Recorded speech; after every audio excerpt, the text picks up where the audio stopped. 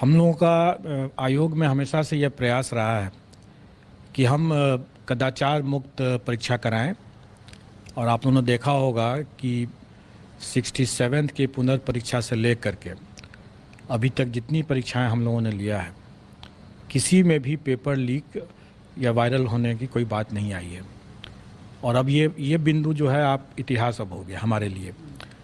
और आप ये भी देख रहे होंगे कि आज की जो चर्चाएं भी हो रही हैं वो वायरल या पेपर लीक के बिंदु पर नहीं हो रही है। अब परीक्षा की गुणवत्ता, प्रश्न पत्र की गुणवत्ता और इस तरह की चीज़ें की बातें हो रही हैं, जो कि अच्छी बात है। शैक्षणिक बिंदुओं पर अगर विचार विमर्श अगर होता है तो अच्छी बात है वो। सर, एक चीज़ जानना चाहेंगे कि जो आप लोगों ने जो कंट्रोल रूम बनाया था उसका कितना फ़ायदा मिला, और आपने एक पॉलिसी भी की थी कि नहीं, जो क्वेश्चन पेपर होंगे वो अभ्यर्थियों के बीच जाएंगे, खुलेंगे और बीपीएससी का अपना सील होगा उस पर। देखिए, हम हमेशा से इस बात को हम समझते हैं और हम मानते हैं कि हमें ऐसे कदाचार करने वालों से 2 कदम आगे रहने की आवश्यकता है। जो कमियां थी सिस्टम की 67th में जो हम लोगों ने देखा, जो वायरल हो गया, उन कमियों को हम लोगों ने चरणबद्ध तरीके से दूर किया। और उसमें से ये भी एक प्रयास था कि हम लोगों ने पहले स्टार्ट किया कि अभ्यर्थियों के समक्ष ही उसको अनसील किया जाएगा। इस बार हम लोगों ने यह भी किया कि जो रिटर्न सील जो होगा वो सील हमारा होगा। अभी तक हम लोगों ने पिछले बार में ये किया था कि जो रिटर्न सील होगा, मतलब रिटर्न बक्सा जब आएगा तो उसमें बक्से को जो सील किया जाएगा वो सेंटर सुपरिटेंडेंट का सील होगा। लेकिन इस बार हम लोगों ने उसको ही बदल करके कर दिया कि नहीं, सेंटर सुपरिटेंडेंट का वो सील नहीं होगा, वो सील हम देंगे।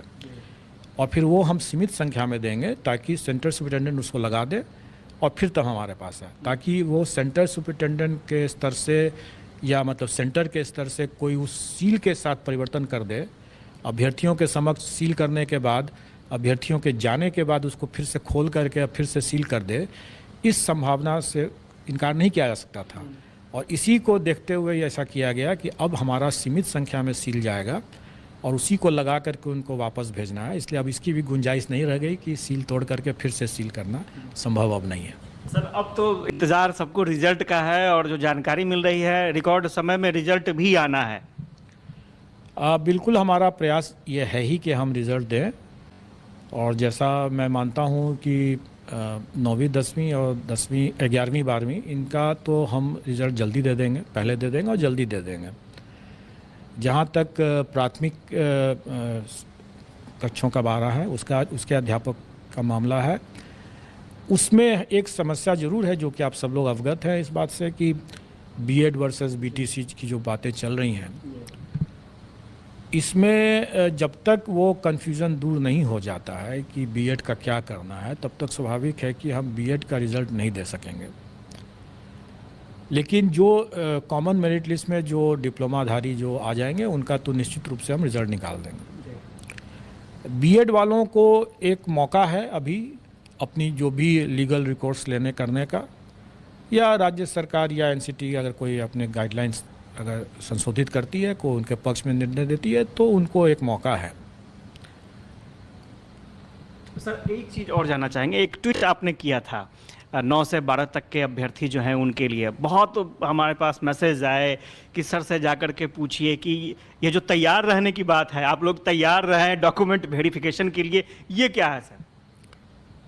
डॉक्यूमेंट वेरिफिकेशन बहुत जल्दी स्टार्ट होने वाला है और जहाँ तक मुझे अभी ज्ञात है वो शायद हम लोग 4 तारीख से ही शुरू कर दें, 4 सितंबर से।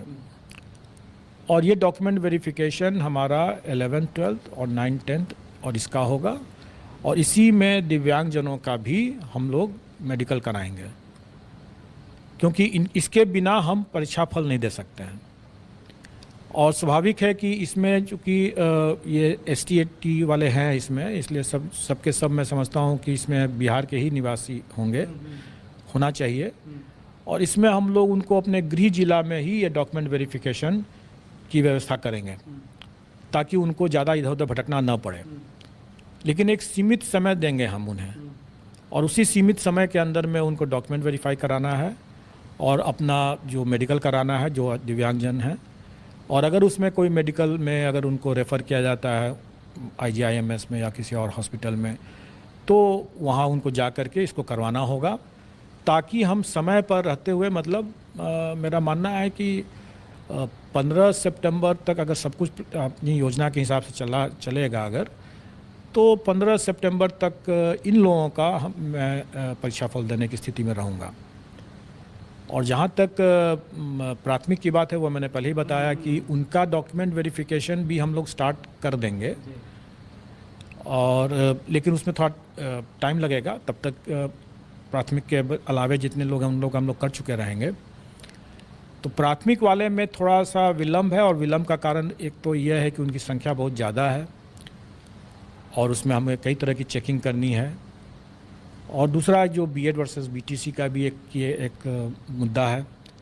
इसलिए इन सब को ध्यान में रखते हुए मेरा मानना है कि उनका डॉक्यूमेंट वेरिफिकेशन में थोड़ा टाइम लगा। मैंने अपने पिछले प्रेस कॉन्फ्रेंस में ये कहा भी था कि 20 से 25 के बीच के आसपास में मेरा मानना हो सकता है, उससे पहले भी हम लोग स्टार्ट कर सकें, लेकिन लगभग वही समय रहेगा।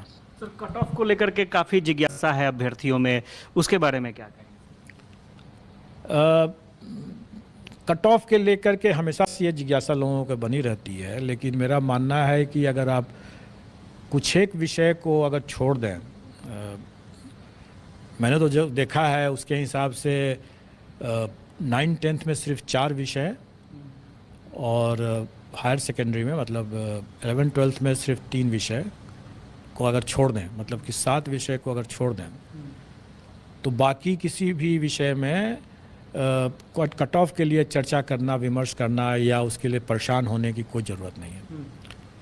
कोई ज़रूरत इसलिए नहीं है कि उसमें मैंने अपने ट्वीट के माध्यम से भी लोगों को एक तरह संकेत देने का कोशिश किया है। लोग उसका सही से नहीं समझ सके, तो फिर मैंने आज हिंदी में भी उसको स्पष्ट कर दिया है कि जो लोग इन 7 विषयों को छोड़ करके अन्य विषय के जो अभ्यर्थी हैं, अगर वो डिस्क्वालीफाई नहीं होते, मतलब अयोग्य नहीं हो जाते हैं, तो उनकी नियुक्ति उनका पक्का है, क्योंकि वैकेंसी है ज़्यादा और अभ्यर्थी कम है उसमें।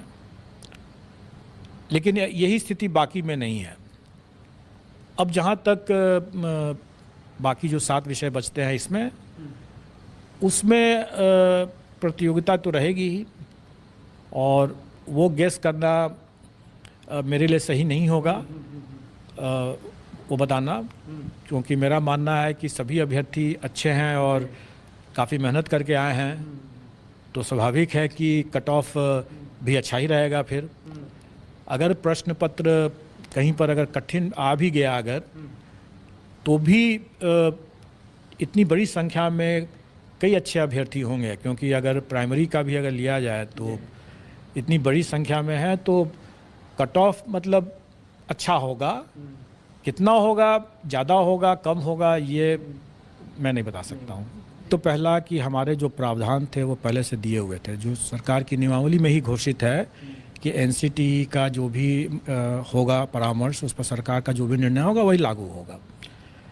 तो अगर वो परिवर्तित हो जाता है तो वो परिवर्तित हो ही जाएगा। दूसरा कि माननीय सर्वोच्च न्यायालय का जो निर्णय है वो एक तरह से फोर्स मैज्योर कंडीशन है। फोर्स मैज्योर कंडीशन का ये है कि जो बाहरी कारणों से अगर जिस पर मेरा नियंत्रण नहीं है, अगर उन कारणों से अगर कोई स्थिति उत्पन्न होती है तो उसमें हमें वापस करने का कोई प्रश्न नहीं उठता। ये तो मैंने कानूनी बात बता दिया कि हमें वापस करने का कोई प्रश्न नहीं उठता। लेकिन मेरा दूसरा पॉइंट ये है कि किसी ने वापस के लिए पैसे की मांग भी तो नहीं किया, किसी ने पैसे वापस नहीं मांगा। और ये कहना कि हमें यह राशि वापस करने की ज़रूरत है, तो मैं तो ये कहूँगा कि अगर आप वापस मांग लेते, सरकार के लिए जितना पैसा सरकार इसमें लेती है फीस परीक्षा में, किसको क्या लगता है कि क्या उतने ही में इसका काम हो जाता है? बिल्कुल नहीं होता है। ये सारी की सारी राशि जो है राज्य सरकार के खाते में जाती है, और राज्य सरकार इससे कहीं ज़्यादा 2 गुना 3 गुना खर्च करती है इस परीक्षा को आयोजित करने के लिए। और राज्य सरकार के लिए अगर मान लीजिए कि अगर 1 लाख कैंडिडेट अगर बोलें कि हमको पैसे वापस कर दें, कर दिया जाएगा। सरकार के लिए कोई बहुत बड़ा रकम नहीं है, लेकिन अभ्यर्थियों के लिए कोई भी ये समझना होगा कि ये मांग करते हैं वो, तो क्या वो अपना रेस से बाहर होने के लिए तैयार थे? क्या वैसे बीएड अभ्यर्थी जो इस बात की मांग करते हैं मीडिया पर मांग जरूर किए हैं, किसी ने ऐसे मांगा नहीं है पैसा। लेकिन अगर आप वो खुद भी सोचें, और मैं समझता हूँ कि उन्होंने खुद सोच ही लिया था और इसीलिए उन्होंने लिखित में मांग नहीं किया था कि अगर हम इस रेस से बाहर हो जाते हैं तो उनका सभी रास्ता बंद हो जाता है। फिर ऐसे तो रेस में हैं तो शायद कुछ संभावनाएं हैं। तो मैं समझता हूँ कि ये सिर्फ मीडिया के लिए उन लोगों ने ऐसी बातें किया और तरह तरह की अटकलबाजी करते रहते हैं, ये बहुत गलत है। और ऐसे चीज़ों को मैं आपको बता दूं कि ऐसे एक अभ्यर्थी के मामले में हम लोगों ने उससे कहा भी, हम लोगों ने देखा उसके इस तरह की मांग मीडिया पर आई, सरासर बीपीएससी को बदनाम करने की इस तरह की गलत सलत बात बोले।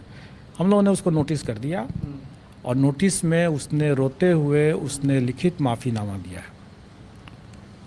तो मैं सब लोगों से ये बात कहना चाहूँगा कि एक आप ऐसी कोई बातें न करें जो बाद में जा कर के आपको नुकसान पहुंच जाए।